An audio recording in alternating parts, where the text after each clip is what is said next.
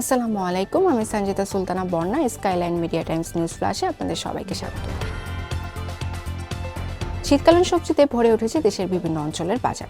Daffodil international ইউনিভার্সিটির গণযোগাযোগ ও সাংবাদিক বিভাগের 50 ব্যাচের অনলাইন ও মোবাইল জার্নালিজম কোর্সের শিক্ষার্থীরা তাদের ফিল্ড ভিজিট সম্পন্ন করেছে। বায়ু দূষণের শীর্ষে ঢাকা, রাজধানীর শহর দেশের বিভিন্ন অঞ্চলে আশঙ্কাজনকভাবে বেড়ে চলেছে বায়ু দূষণ।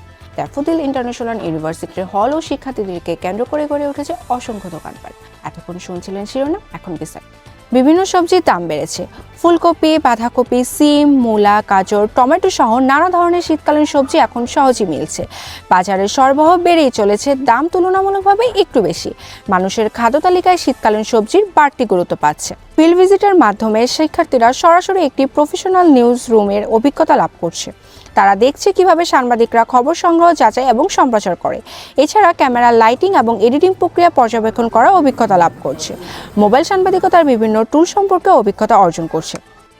যানবাহনের কালো ধোঁয়া, যেখানে সেখানে কাগজ ও পলিথিন পোড়ানোর ধোঁয়া, নির্মাণ কাজে ধুলাবালির কারণে বাতাস প্রতিদিনই দূষিত হচ্ছে। বিশ্ববিদ্যালয় ও হলগুলোকে কেন্দ্র করে এলাকার খাবারের দোকান, স্টেশনারি, ফটোকপি ও চায়ের দোকান সহ নানা ব্যবসা গড়ে উঠেছে। তবে অপরিকল্পিতভাবে দোকান বসানোর কারণে শিক্ষার্থীদের চলাচলে বিঘ্নিত করেছে। ফলে রাস্তাঘাটে প্রতিনিয়ত যানজট সৃষ্টি হয় ও শিক্ষার্থীদের চলাফেরায় বিঘ্ন ঘটে।